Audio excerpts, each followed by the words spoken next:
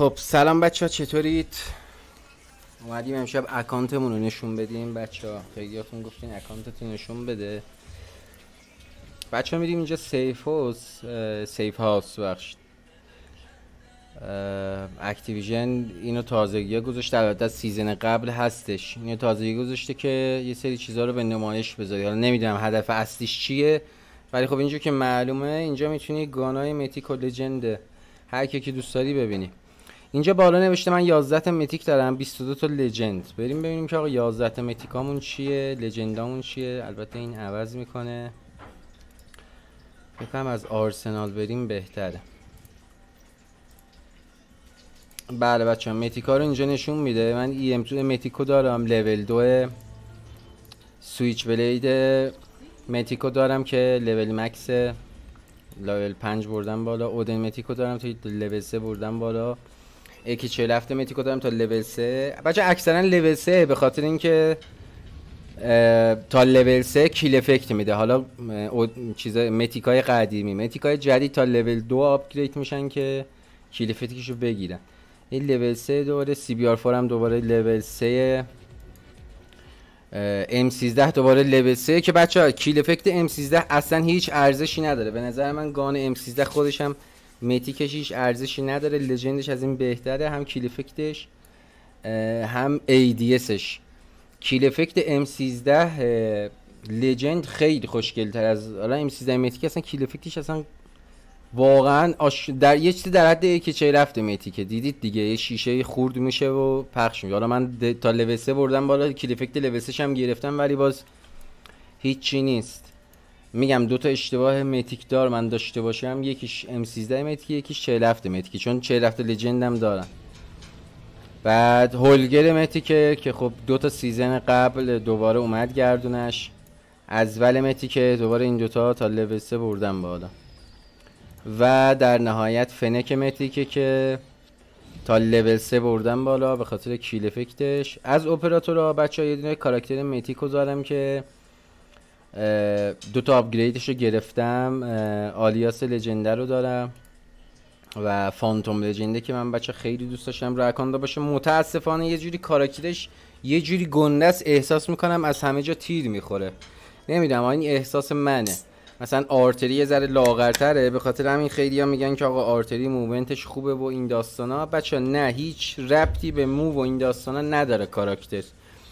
ولی کاراکترهای لاغر جوریه که شما فکر میکنید که آقا این مثلا مووش، چون من اینو توی فرم های کال آف دیوتی موبایل خوندم، اصلا اسپید و نمیدونم موومنت و اینا هیچ ربطی به کاراکترتون نداره، اینو مطمئن باشید. بعضی از کاراکترها یه ذره چاقن، آدم احساس میکنه که آقا بله مثلا این موومنتش سریعتره، این بیشتر، نه اصلا ربطی نداره. مثلا خیلی ها میگن آقا بک بذاری سرعتش میاد پایین. نه، بک میذاری چون اسکینت یه ذره گنده تر دیده میشه، احساس میکنه که مووش اومده پایین، در حد هیچ ربطی نداره. بچه اینم اوترایدر لجند. بریم سر گانای لجند. از پرستیژام دو تاشو دارم، یکیش AK47 کروماکوه که دانلود ندارم، همین الان دانلود کنیم.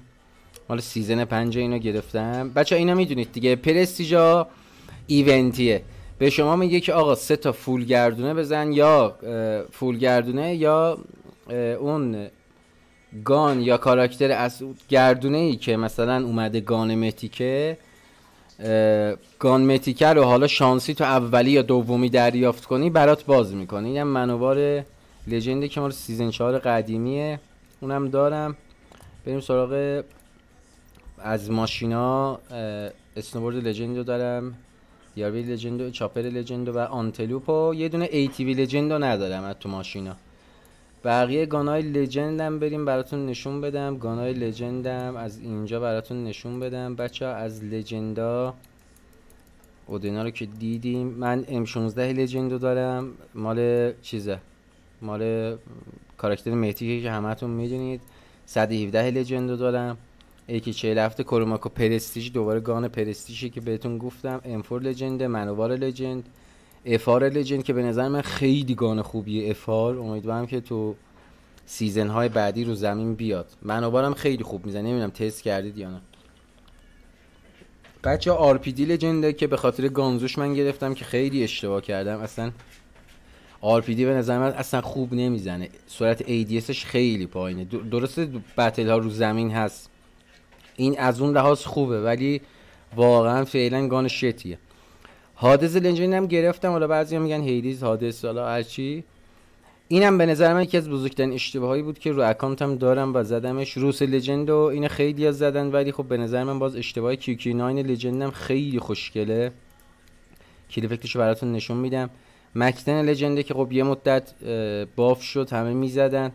کیارمه که متاسفانه نرف شد. کیارم لجند اون سیزن قبلی داشتم و کلی گان لجند و متیک و گان اپیک که من مثلا آرچ توکسیک و بچه ADSش یه جوری که شبیه ADS متیک من گرفتم. یه سری از گانا اینجوری هم مثلا ASM10 اینجوریه، اکی 117 آرچ توکسیک اینجوریه، نئون راید اونجوریه، LK24 اونجوریه. ADSشون شبیه لجند است. بچه ها از گردونه هایی که زدم و کاراکترشو گرفتم، آرتری اصلی و این آرتری مالو فکر یادم AK47 متیک فکر کنم.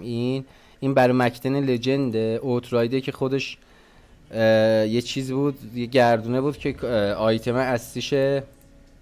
بعد کاراکتر میتیک است که براتون اونجا نشون دادم، فانتوم آلیاس لجنده که نشونتون دادم. بچه ها اسکین پارکه که این کریت تازگی هم اومده بود، من از قبلا که اومده بود زدم، یعنی از سیزنهای خیلی قبل.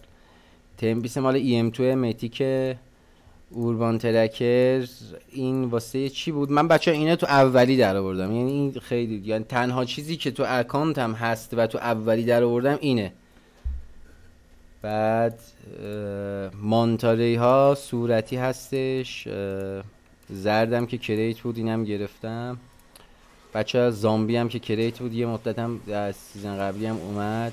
برای CBR4 میتیک، برای هادز لجند. این ایتام برای FR لجند. این خیلی دوست دارم، این خیلی دوست دارم واقعا، اسکین قشنگی. حیف که خیلی تابلو از هر کجای مپ دیده میشه. بچه برای MX9 لجند اینم که برای بتل پس. بچه برای BK لجند گیریندم خیلی دوست دارم، عالیه.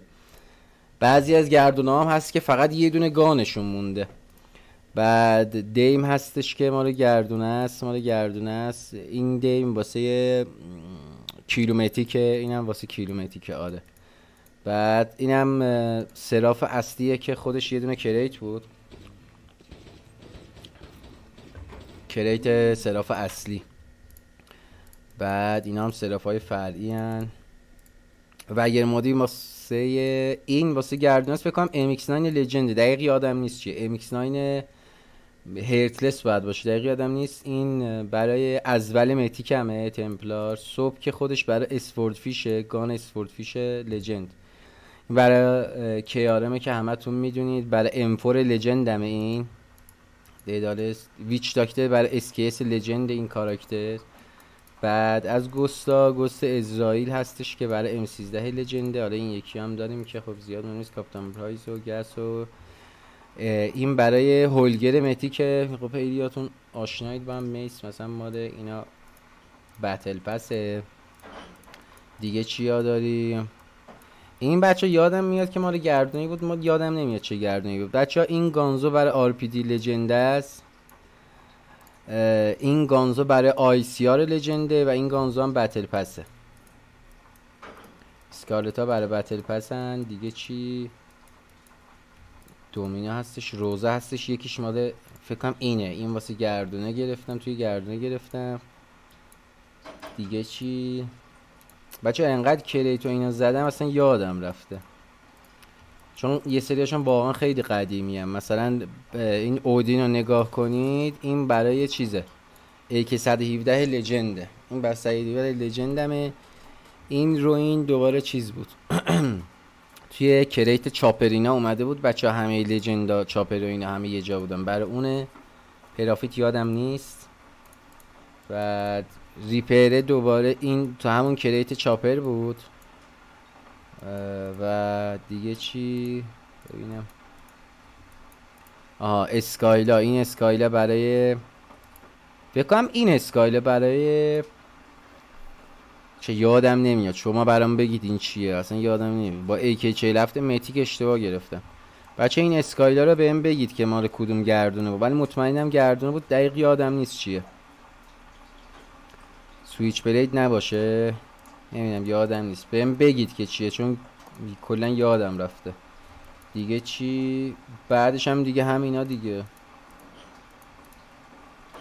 همینا. کلی هم خرت پرت برای مولتی و اینا داره بچه. توی مولتی ها مثلا من این پیستولو دارم که این پیستولم لجنده، مال آلیاس لجنده است، خیلی خوشگله، کیل فکش واقعا خوشگله، همینجوری که دیدید اینجوری بود. مثلا هر چه خدمتتون که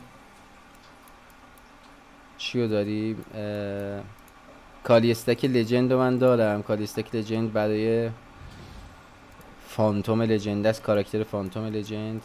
یکی هم داشتم اگه یادم بیاد. یکی هم کراسباو لجنده، برای چیزه، برای اوترایدر لجنده. آره اینم برای اوترایدر لجنده، اینم دارم. بعد خیرت و برتا بچه یه سری از این هاست که توی هر گردونا میداد دیگه. مثلا ببین ترپ ماین لجنده، فرگ لجنده، ترمایت لجند برای چیز بود، ترمایت لجند. آره اینه ترمایت لجند. برای چی بود؟ برای M13 متیک بود. آره برای M13 متیک بود. کوپتوب لجند برای مولوتوب، البته چیز بود دیگه، برای کیلو بود. آره کیلو متیک بود. و در نهایت C4 لجند که برای EM2 متیک بود. بچه دیگه همینا دیگه، کلی هم خیرت و پرت و آتاشغال و نمیدونم این داستانا دیگه. کالکشن هم اینجاست دیگه، میتیکا و لجندا. از اینجا هم براتون نشون بدم. سولجر هم که ایناست و به چلام که براتون نشون دادم. پرستیژ هم دوتاست. دمتون گرم که ویدیو رو دیدید. آقا مرسی، لایک یادتون نره، عشق منید، دوستتون دارم خیلی زیاد. فعلا خدافظ.